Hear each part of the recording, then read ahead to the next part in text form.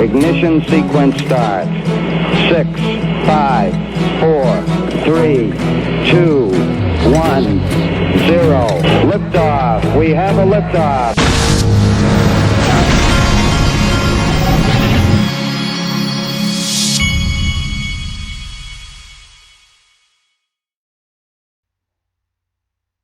Hey everybody, this is the Digital Asset Investor, and today I'm going to start you with this.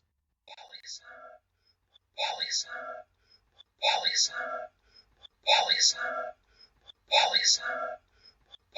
Yes, that's right. We have Polysign news. This came to me from Rob Licker, who is not giving away crypto.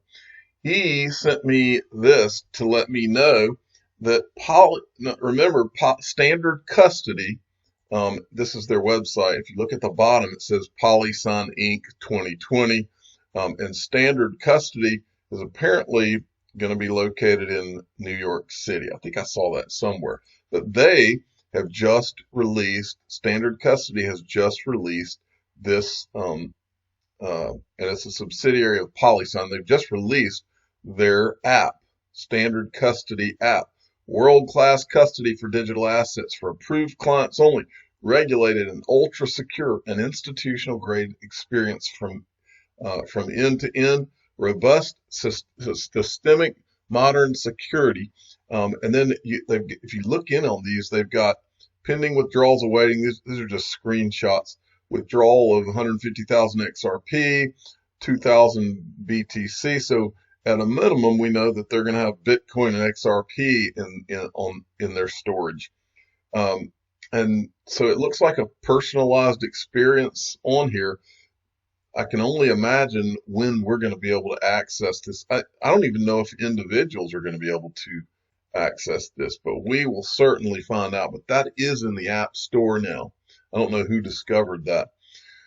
Okay, and then XRP Crypto Wolf had retweeted a tweet from Ashish Burla. Remember, after the article the night before last from Ripple, where they were changing their strategy a little bit. There's been a lot of talk going on. So as Ashish Burla said, they think it's more important to see the growth in terms of number of transactions versus notional volume increase. Ripple believes low value payments is where payment growth demand is in the future, and that Visa and MasterCard also focus on low value payments. We believe that there's payment growth in the future. Think MasterCard and Visa. Both companies are very successful and focus on low value payments. Now, folks, when I read this, here's what it makes me think about. What it makes me think about is Ripple. You got this company and they're headed towards IPO. Well, you've got to have when you go towards IPO, you have to have a message that you can communicate to investors and the public about this company. And I believe it looks to me like they are gearing their message towards an area that can be easily seen and understood. That's just me thinking out loud. Then let's see. Now, I want to do something that I have not done. I don't think I've done it, and I don't think I've done it in a while. I decided, based on this clip right here, you'll remember when I did the Greg Kidd interview, I asked him if he held XRP, and he said something that I didn't realize. Never forgotten. He said XRP is a part of the heartbeat of Ripple.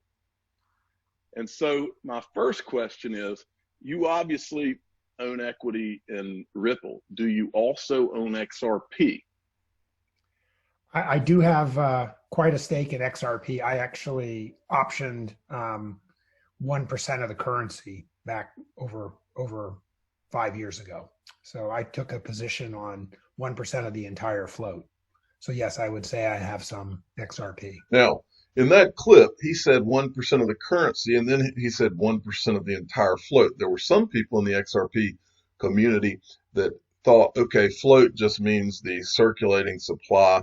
Well, I went and I confirmed this. So I can tell you for a fact, it's not 1% of the circulating supply. It is 1% of all XRP. That's 1 billion, okay, that he controls. All right.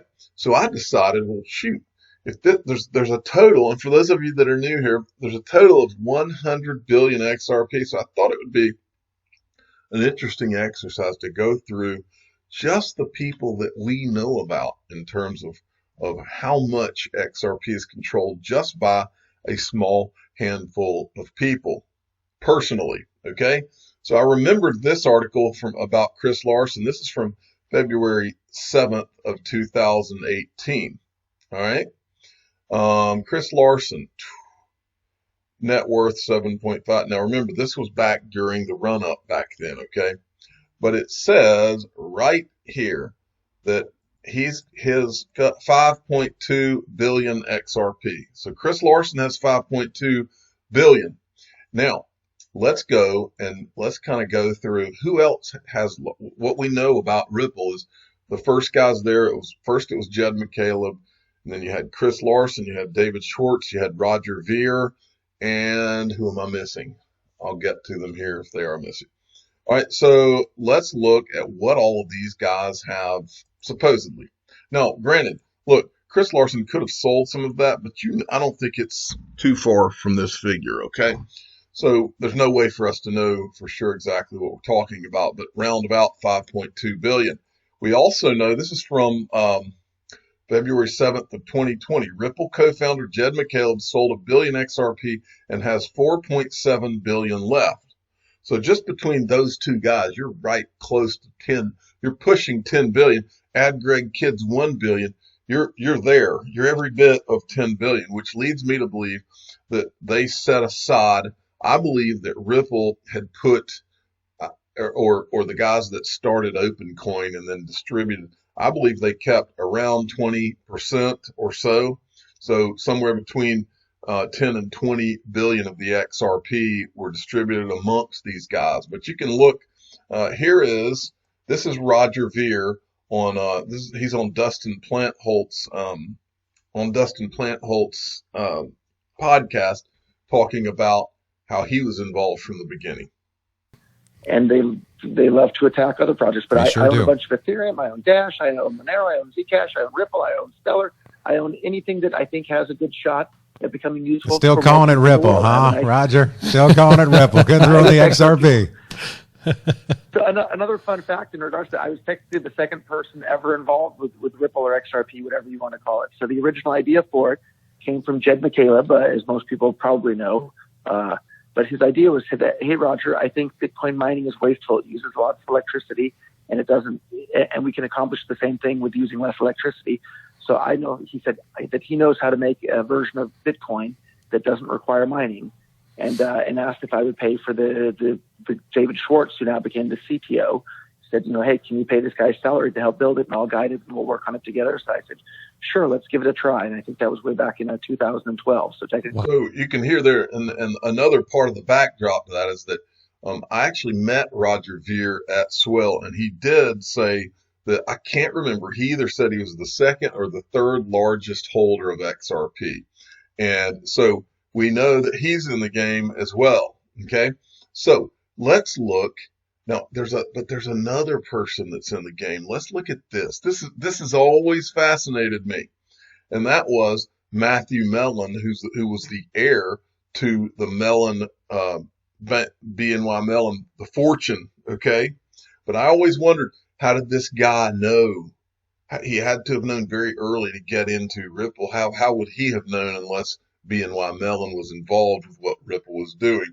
Well, if you go down here, it says right here that Matthew Melon, his was worth 900 to 1 billion, and this was written on February 7th. Now, here's what I find very interesting about what was done here. If you go back, this Forbes article right here about Chris Larson, okay, was also written on February 7th of 2018. So they write about Chris Larson's holdings of XRP, and in the same article, or about the same magazine, same exact day, they write about Matthew Melon, wrong article. They write on February 7th also about Matthew Melon's holdings of XRP. And so somebody knew something right there, okay? So I decided that I would look Well, since it was written on February the 7th, and they're saying he's worth 900 to a billion, we can pretty much estimate. On February 7th, 2018, XRP price closed at 0.723. So if you do that math, he's got, and I'll show you the math here in a little bit, but I backtracked it, $1 billion divided by 0.72, and I backtracked it. He's got, I think it was around 1.3 billion XRP he had. Well, the other interesting part of the Matthew Melon story is this, that he died of an apparent drug overdose in April. This is from April 19th of 2018. And then if you go down here, it says, right here, Melon said he kept the digital keys to his XRP locked in cold storage in other people's names at various locations around the United States. That, my friends, means that this is not lost XRP. Somebody has control of it. He's got it in multiple people's names. Someone all around the world, or around the US anyway, has this. If he had this if he was smart enough to have all this in cold storage locked, there wasn't any losing of keys or anything like that. That's the way the story's always gone, but that's not the case. Okay, so let's lay all this out. Let's look at what everybody has. Chris Larson has at least he's got 5.2 billion or somewhere in that ballpark. Greg Kidd told us he's got $1 billion. Jed McCaleb, and Jed McCaleb's was as of, what was that? February 7th of 2020. He's got 4.7 billion. Arthur Brito was the guy I forgot to mention, and David Schwartz. Arthur Brito, we haven't even seen this guy, and David Schwartz, we don't know how much these guys have. This is a mystery. And then Roger Ver said, he said second or third largest holder. If he's the second or third largest, that puts him with Chris Larson and Jed McCaleb.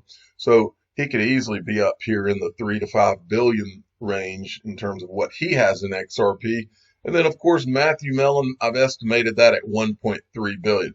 So what we're talking about is somewhere between 10 and 20 billion, okay? And this is your XRP supply from the Ripple.com website. You got 49.4 billion that's in escrow. It says that Ripple holds 6.3 billion. Well, I don't know if that 6 includes this 15 or 20 billion held by all these individuals, but there's somewhere between 10 and 20 billion that is held outside of that. So these numbers really start to dwindle down if you've got a total of 100 billion, you got that much that's held by just this handful of people. You really don't have a whole lot out here. I mean, it really paints a picture for me of what we out here, that those of us that have accumulated XRP, we're not small fries in the scheme of things. If you look at it like that. Here is this is the XRP Rich List, and you'll see here that the top, anybody over, granted, a lot of people have more than one wallet. I believe you're going to see this consolidate more and more and more, but a lot of people have more than one wallet. As you really start to see these custody solutions like Polysign come about, you're going to see that, you're going to see people consolidate once there's finally that trust where people aren't worried about whether or not their crypto is secure and they have legitimate solutions. You're going to see this consolidate, and these numbers will be more specific and show more of it. It's interesting to look at this. This shows that to be in the top 0.01%, if you have over 750,000 XRP, it puts you there. But I just thought that this would be an interesting exercise to look at this and to see where everybody is. I'm the digital asset investor. I'm not an investment advisor. This is for entertainment purposes only. Please subscribe and hit the like button and tell your friends and family that somewhere between 10 and 20 billion XRP is controlled by the guys that started OpenCoin, and they kept that, and then the rest I think was donated to Ripple. Thanks for listening.